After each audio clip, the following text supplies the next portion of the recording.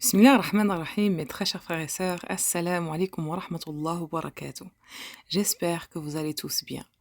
Aujourd'hui, je vais vous lire une histoire d'un compagnon du prophète Mohammed sallallahu alayhi wa sallam que peu d'entre vous connaissent. Et c'est un héros pourtant.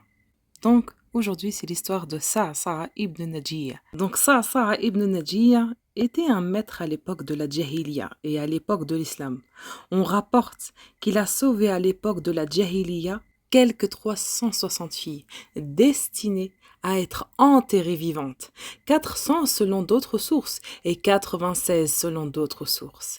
Après cette conversion à l'islam, le prophète sallallahu alayhi wa sallam lui a dit « Tu auras la récompense de ces actes puisque Allah azza wa jal t'a fait don de l'islam. » On rapporte que la première fois où il sauva une fille sur le point d'être enterrée vivante, il était parti à la recherche de 2 chamelles. Il raconte « Tandis que je marchais dans l'obscurité de la nuit, je vis un feu qui clignotait de loin.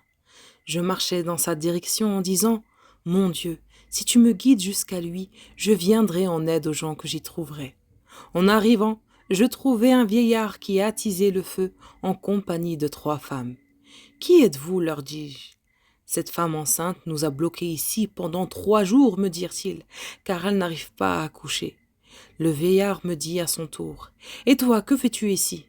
Il dit « Je suis à la recherche de mes 2 chamelles égarées. »« Je les ai trouvées, me dit-il, et elles sont avec mes chameaux. » Il m'invita à partager leur repas. Quelques instants après, les femmes vinrent annoncer que leur compagne avait accouché. Et le vieillard répondit « S'il s'agit d'un garçon, continuons notre chemin. Sinon, s'il s'agit d'une fille, enterrez-la. Je ne veux pas entendre sa voix. » Le compagnon Sa'sa'a ibn Najiyya était stupéfié et choqué.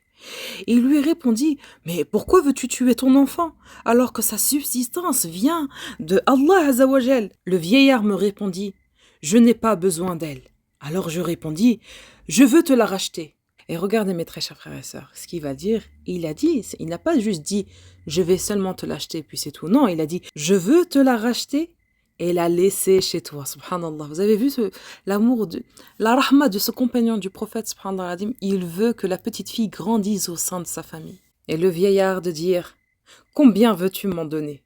Il répondit, Sa'sa'a ibn Najiyya, « Une de mes 2 chamelles. » Il lui répondit « Non. » « Les 2 alors ?»« Non, à moins que tu m'en ajoutes ton chameau que voici, qui est encore jeune et vigoureux. » Et le compagnon du prophète, subhanallah, il lui a dit « D'accord, mais tu dois me conduire auprès de ma famille plus tard. » Et il répondit oui.